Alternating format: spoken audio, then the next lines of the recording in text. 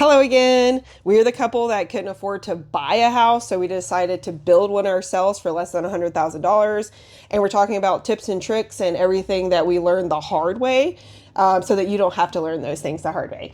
And today we're going to talk a little bit about looking for property. So in our last video, we talked about the camper and being unable to move our camper into a campground because we didn't own a truck. Hmm. So when we were looking for property, one of the things that we were looking for was Unrestricted land. unrestricted land. Those are the words I'm looking for. So we were looking for a place that we could put the camper on and not face any kind of consequences. Yeah, like there's communities like HOAs or certain neighborhoods or even like within city limits where they have restrictions on temporary structures, which are what campers fall under.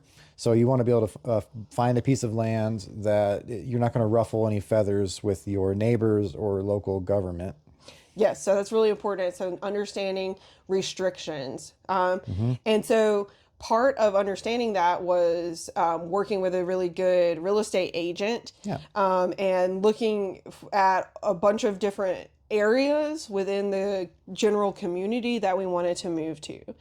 So when we were looking for property, before we even initially contacted a real estate agent, we were looking at websites like realtor.com, we were looking at Zillow, we were looking at Was Redfin one? Redfin, we were looking at all of those sites that are out there, and we were sorting by property, right? No property only, no houses. And we were looking for the term unrestricted, which isn't always in the contract, which is why it's really good to have a good realtor, so that you can get that background information, right? Hmm. Over time, we learned like how to read into deeds and property information on Yeah, websites. learning how to visit the your county website and finding the register of deeds and looking at certain zoning restrictions that are in whatever property you're looking at. And Yeah. you can like just that's like a map and you can click and point and you can see who owns it, you can see the tax value of it, and then you can from there you can look at other records that show certain restrictions or covenants that are Covenants. associated with that property. Yeah, so if you're looking at a piece of property, you can just insert your county into a Google search and put like, we live in Transylvania County. So we put Hmm. Transylvania County GIS, and that would pull up a map. We would find the property. You click on the property, and it tells you a whole bunch of information, including where in the deed book all of the information is stored about that property. Yep. So while we were looking for a property, again, we looked at all of those websites. We worked with a realtor. He was really, really great at taking us around to all of these properties that were unrestricted. And we learned a lot of things along the way, like the difference between a house that, or a piece of property that is just generally for sale, that you can get financing on, versus a for sale by owner, which is normally a cash deal, or sometimes they will lease or provide financing themselves. Hmm. We learned a lot about buying the property, and again about those covenants and the different types of properties that exist out there. And So we probably looked at maybe three or four, maybe four, maybe five or six different properties within like a 25-mile radius of Destiny's job that she was going to be going to, and some of them were way out there, some of them were way up there, some of and them were very, very slanted, more than the property we live on now. yeah, one of them was a house that just needed to be renovated, and it was like within city limits, and but so like there was a lot of different options we were looking at. Um, I don't know. We're going to talk about how we ended up at the one we're at now. Yeah, we will talk ultimately about like how we ended up at this property versus other properties.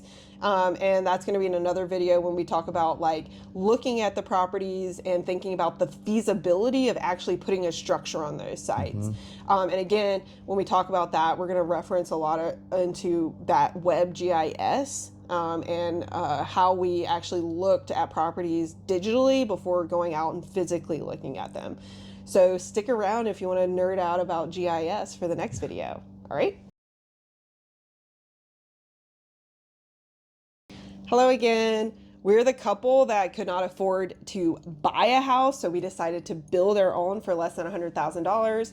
And we're talking about tips and tricks that we learned along the way and things that we learned the hard way so that you don't have to.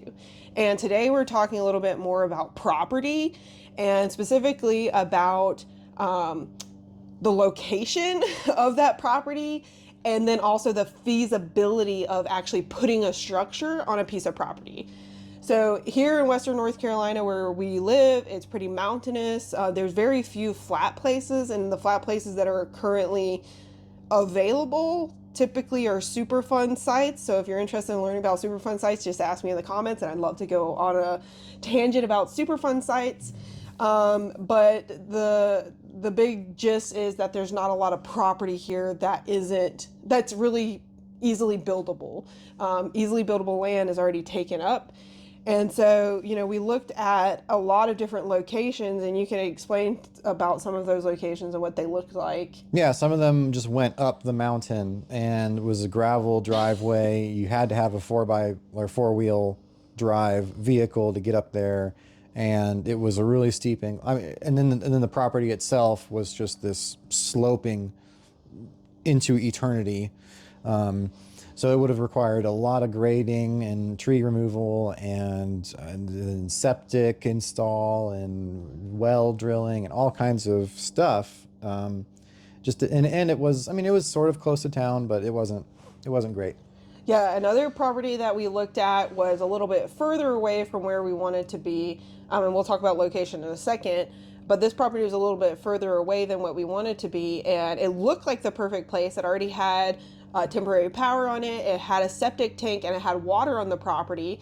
But when we were looking at it, we went out with our realtor, and the realtor, we could not figure out like where the actual property was. The owner didn't even know which piece of which lot they were selling. It was just a huge mess. Yeah, it wasn't clearly labeled, and communication with the seller or the owner wasn't great.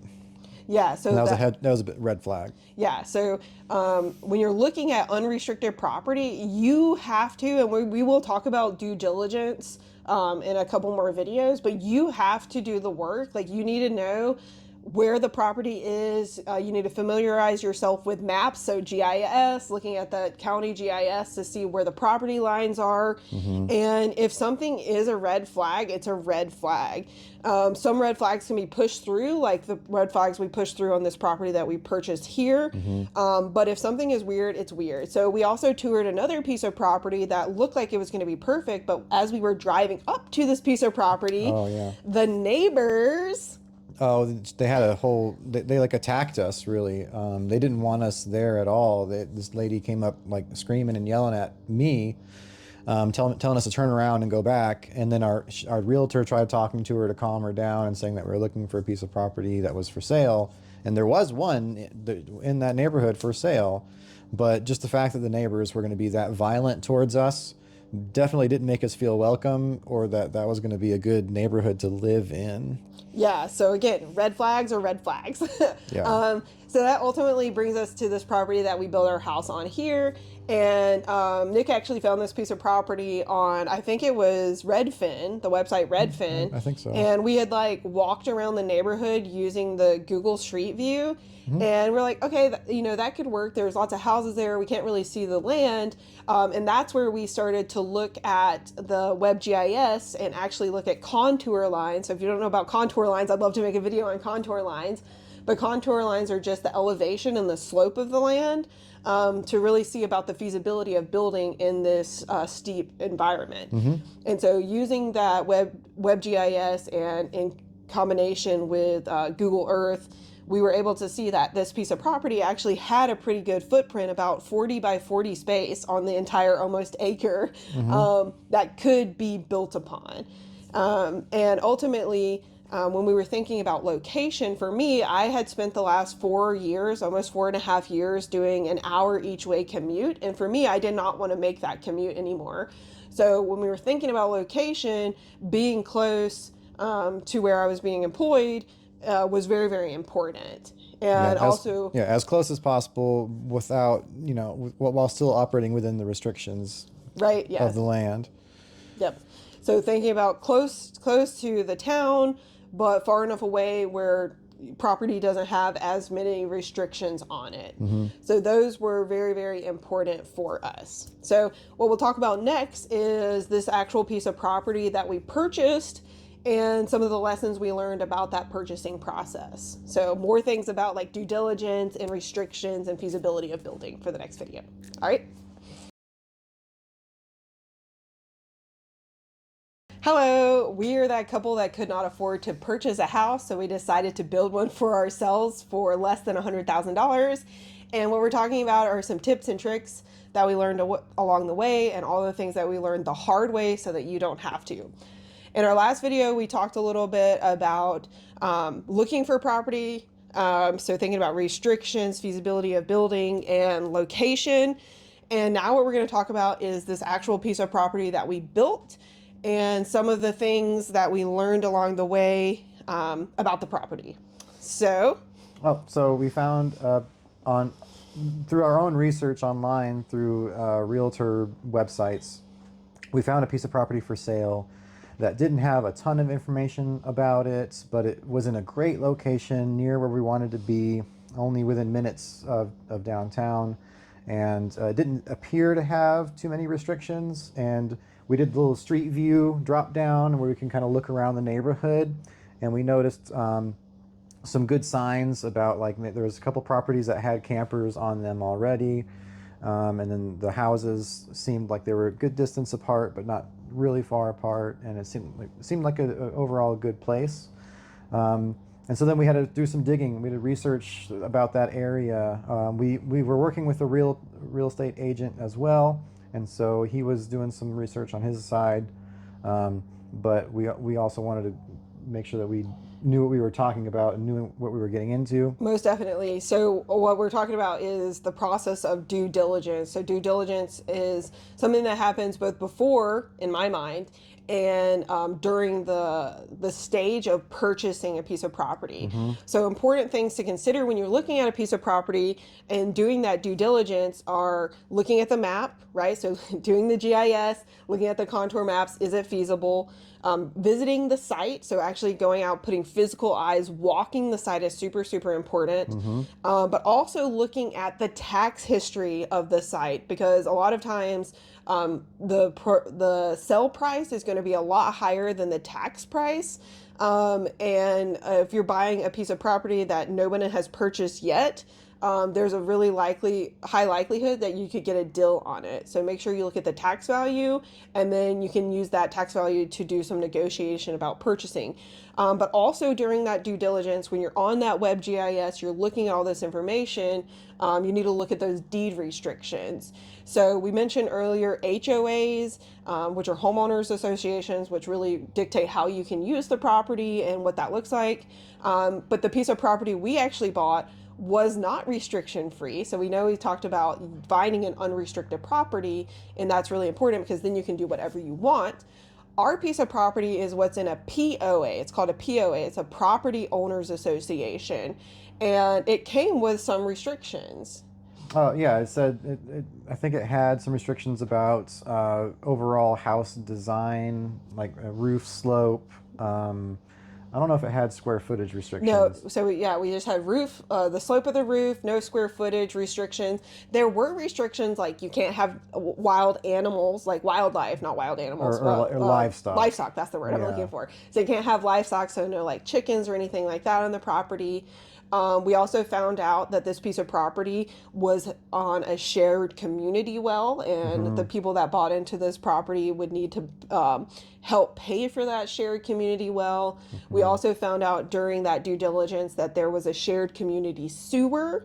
So even though we're in a county and in an area that isn't very developed, we have all of these almost amenities provided for us in our property owners association. So we were able to tap into the water and tap into the sewer, and we found all of those things out from the deed restrictions. So while we said, and I repeat again, it's best to find an unrestricted piece of property. That is true, but there is a potential, especially in an area that has a property owners association, of flexibility. Another thing that was in the deed restrictions was no temporary structures. It did say it, yeah. So we saw that, no temporary structures can be here, which means campers. But again, like Nick said, when we walked around on the Google map and we looked at that and we actually visited the property, we saw that other people had campers. And we took that as a sign that, this could work for us. So, it's always best to double check, triple check, do your due diligence. I will also say that when you're doing that due diligence, it's really good to spend a little time in the community and getting to know your neighbors and questioning, do you like the vibe? What is the vibe like?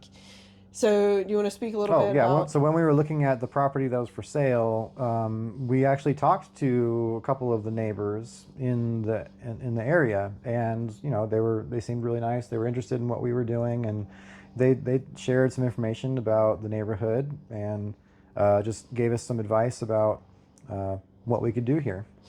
Yeah, and they also shared with us that other people had viewed the piece of property, but those people could not find a big enough plot on the piece of property to build the house size that they wanted. And so, therefore, this piece of property just wasn't sold. It was on the market for almost an entire year, and nobody purchased it. And that's why I want to overemphasize again using GIS, looking at those maps, looking at the contour lines to see what size house you can actually build, because there might be a piece of property that everybody else has passed over because they don't see the potential in it. Another thing, during that talking with neighbors, we told them, like, we are planning to bring our camper here and live in it while we own or build. And even though in the deed restrictions it said we couldn't do that, the neighbors encouraged us to do that and they saw no problem with that. So Yep. it's really, again, those POAs and even HOAs are only going to be enforced by the people that live in those communities. So it's really, really great to get out and know those people, because if you're being an owner builder and you're close to other people, you're going to make a hell of a lot of noise and Yeah. you're going to make it for a long time. So it's very good to have very good, clear neighborhood relationships. So, again, do your due diligence, get used to online platforms, and get out there and actually talk and walk the property with people. So, what we're going to talk about in our next video is planning the house itself and thinking about budgets. Budgets are never fun, but if you have a good budget, you too can build a 1,100 square foot house for under $100,000. All right, so stay tuned.